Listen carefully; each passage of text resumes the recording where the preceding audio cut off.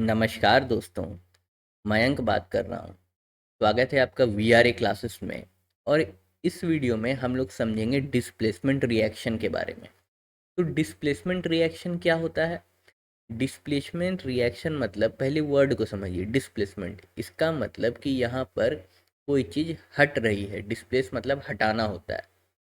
और केमिस्ट्री में हम लोग किसके बारे में बात करते हैं? तो केमिस्ट्री में पूरा हम लोग एलिमेंट्स के बारे में ही तो पढ़ते हैं। तो इसका मतलब क्या है कि अगर डिस्प्लेसमेंट हो रहा है तो एलिमेंट के बीच में ही हुआ होगा।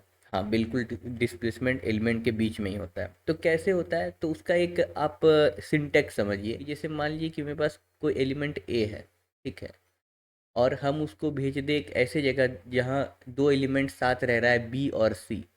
तो वो क्या करेगा कि हटा देगा। किसको हटाएगा? तो अगर हम मेटल को सेलेक्ट कर रहे हैं, तो वो मेटल को डिस्प्लेस करेगा। मतलब ए अगर मेटल है और बी भी अगर मेटल है, तो वो क्या करेगा कि इसको डिस्प्लेस करेगा। तो क्या बना देगा? ऐसे उसको अलग कर देगा। इसको कहते हैं डिस्प्लेसमेंट रिएक्शन। तो अब पता कैसे चलेगा कि कौन किसको डिस्प्लेस करेगा? तो जो भी मेटल रिएक्टिविटी सीरीज में ज़्यादा ऊपर होगा, का मतलब कि जो भी मेटल ज़्यादा रिएक्टिव इन नेचर होगा, वो अपने से लेस रिएक्टिव मेटल को डिस्प्लेस कर देगा। इसको कहते हैं डिस्प्लेसमेंट रिएक्शन। देखिए यहाँ यहाँ पर आप इसका स्क्रीनशॉट लेके रख सकते हैं, ठीक है। यहाँ पर क्या है कि पोटेशियम से स्टार्ट है, सोडियम है, कैल्शियम है, मैग्नीशियम होते होते गोल्ड तक चला गया है, ठीक है। गोल्ड का क्या होता है सिंबल? AU, Aurum. तो यहाँ पर जो ऊपर से जो नीचे जा रहा है ना, तो रिएक्टिविटी सीरीज घट रहा है, रिएक्टिविटी घट रहा है। और ऊपर जैसे जा रहा है तो रिएक्टिविटी बढ़ रहा है। तो इसका मतलब कि ऐसा कोई भी कंपोजिशन जहाँ पर अगर मान लीजिए कि मोस्ट रिएक्टिव मेटल है और यहाँ पर लेस रिएक्टिव मेटल है, और वो बॉन्ड बनाया हुआ है किसी किसी के साथ, मान लीजिए सी के साथ, ये एल से हम लेस रिएक्टिव डिनोट किए हैं, तो जो क्या करेगा कि इसको डिस्प्लेस करके आ जाएगा सी के साथ, बना लेगा जो ये रिएक्टिव मेटल है, समझे। और इसको अकेला छोड़ देगा जो लेस रिएक्टिव मेटल है। यही इसकी कहानी है। समझ में आया? हाँ।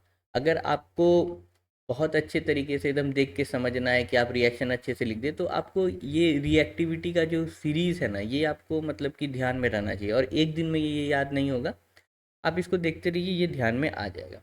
आगे बढ़ते हैं। देखिए, अब डिस्प्लेसमेंट रिएक्शन को समझने के लिए हम लोग एक एक्टिविटी करेंगे। एक्टिविटी क्या करेंगे कि हम लोग आयरन के नेल्स लेंगे, आयरन के नेल्स लेंगे, ठीक। तो आयरन के नेल्स मतलब क्या, हम Fe सेलेक्ट कर रहे हैं। उसके बाद क्या लेंगे? कॉपर सल्फेट सोल्यूशन लेंगे, कॉपर सल्फेट सॉल्यूशन, ठीक। आयरन नेल्स को जब हम लोग लेंगे ना, तो उसको हम लोग रब करके, क्या करेंगे कि क्लीन करेंगे। क्लीन क्यों करेंगे? कि देखिए, आयरन जब एटमॉस्फेयर में रहता है तो वो एयर में क्या होता है कि ऑक्सीजन रहता है, मॉइस्चर रहता है, तो वहाँ पर वो जो है ना, आयरन ऑक्साइड का एक कोटिंग आ जाता है। तो अगर हम लोग नहीं हटाएंगे तो प्योर आयरन हमको दिखेगा ही नहीं, है ना। जैसे मान लीजिए कि ये अगर आयरन नेल है, तो अगर इसके ऊपर मान लीजिए कि अगर कोटिंग आ गया है, तो जब तक ये कोटिंग नहीं हटेगा तो हमको रियल आयरन मिलेगा कैसे? इसलिए हम इस लोग इसको रब करते हैं सैंड पेपर से, ताकि ये क्लीन हो जाए, ठीक है। तो क्लीन्ड आयरन नेल्स लेंगे और कॉपर सल्फेट सॉल्यूशन। और क्या करेंगे कि देखिए यहाँ पर वो इमेज भी है आपके सामने। क्या किया गया है कि उसको एक टेस्ट ट्यूब में कॉपर सल्फेट सॉल्यूशन लिया गया, कॉपर सल्फेट सॉल्यूशन, जो कि किस कलर का होता है? ब्लू कलर का होता है। स्क्रीन पे आप देख भी सकते हैं, ब्लू कलर का। और फिर क्या किया गया है, कि इस ये जो कॉपर सल्फेट सॉल्यूशन ब्लू है, इसमें क्या किया गया है कि आयरन नेल को डिप किया गया है, आयरन नेल को डिप किया गया और उसको छोड़ दिया गया है कुछ समय के लिए, ठीक। तो क्या क्या किया गया है यहाँ पे? यहाँ पे कॉपर सल्फेट सॉल्यूशन को लिया गया, उसमें आयरन नेल को डिप किया गया, ठीक है, और उसको छोड़ दिया गया। अब देखते हैं रिजल्ट क्या हुआ। तो रिजल्ट क्या हुआ है कि आयरन नेल, ये जो आप देख रहे हैं ना, ये आयरन नेल पहले था ऐसा, और ये बाद का है। क्या था ये बाद का है और ये पहले था। आयरन नेल हम लोग देख रहे हैं कि किस कलर का हो गया है, ब्राउन कलर का हो गया है, ब्राउन कलर का हो गया। और जो हमारा सोल्यूशन था जो कि ब्लू कलर का था, वो क्या हो गया है कि फेड कर गया है, फेड कर जाता है, या फिर पेल ग्रीन कलर का हो जाता है। पेल ग्रीन मतलब कि अगर आप ग्रीन में बहुत ज़्यादा वाइट मिला दीजिएगा ना तो उसको पेल ग्रीन कहते हैं। ठीक है, थोड़ी इतना हम लोग को रिजल्ट देखने मिला। तो अब हम लोग समझते हैं कि ऐसा क्यों हुआ। ठीक है, ये जानना बेहद ज़रूरी है कि ऐसा क्यों हुआ। तो ऐसा इसलिए हुआ कि आयरन जो नेल था वो गया कॉपर सल्फेट सॉल्यूशन में, और कॉपर को क्या किया, डिस्प्लेस कर दिया, और फेरस सल्फेट बनाया, और कॉपर अलग। और यही कॉपर जो है ना, यही कॉपर जो है डिपॉजिट हो गया यहाँ पर। ये जो आप देख रहे हैं ना, ये जो ये नेल हुआ ब्राउन कैसे हुआ, तो ये ब्राउन जो है ना कॉपर का डिपोजिशन है जो कि जाके इसके ऊपर डिपॉजिट हो गया। ठीक है, और यहाँ पर आयरन जब सल्फेट के साथ बॉन्ड बनाया तो यहाँ पर वो आयरन सल्फेट का कलर आ गया जो कि पेल ग्रीन होता है, या फिर फेड हो गया। और ब्लू इसलिए डिसअपियर हो गया क्योंकि ब्लू किसके कारण था, कॉपर सल्फेट के कारण। ठीक है, यहाँ पर आप लोग ध्यान रखिएगा कि आयरन जो है वो वेरिएबल वैलेंसी में एग्जिबिट करता है, मतलब कि Fe2+ अगर वो 2 इलेक्ट्रॉन लूज कर रहा है, और Fe3+ अगर वो 3 इलेक्ट्रॉन लूज कर रहा है। लेकिन इस रिएक्शन में आयरन 2 सल्फेट बनता है, मतलब कि आयरन 2 इलेक्ट्रॉन लूज करता है, 3 नहीं करता है। ऐसा क्यों, क्योंकि देखिए अगर 3 करता ना तो हम लोग ऐसे लिखते, सॉरी सॉरी सॉरी, ऐसे लिखते Fe2SO4 ये होता है फेरिक सल्फेट। ठीक है, हम लोग ऐसे लिखते हैं, लेकिन ऐसा नहीं बन रहा है क्योंकि 3 इलेक्ट्रॉन लूज कराने के लिए काफ़ी ज़्यादा ऑक्सीडाइजिंग एजेंट का जरूरत होता है, पावरफुल ऑक्सीडाइजिंग एजेंट का, जो कि कॉपर सल्फेट सॉल्यूशन है नहीं। अगर मान लीजिए कभी पूछ दिया जाए, किसी ने पूछ दिया कि भाई बताओ यहाँ पर 3 इलेक्ट्रॉन भी तो लूज कर सकता था, तो बोलना है कि यहाँ पर कॉपर सल्फेट जो है वो बहुत ही पावरफुल ऑक्सीडाइजिंग एजेंट नहीं है, इसीलिए ऐसा हो रहा है। समझ में आया, रिएक्शन ध्यान में रखिएगा, और आपका रिएक्शन भी बैलेंस्ड है। आगे बढ़ते हैं। और हमारे पास क्या क्या था, जैसे यहाँ पे देखेंगे हम लोग, यहाँ पे और क्या क्या था हम लोग के पास। यहाँ पर हम लोग किसके साथ देख लिए, तो आयरन के साथ हम लोग देख लिए, है ना। आयरन क्या है, रिएक्टिविटी सीरीज में कॉपर से ऊपर है।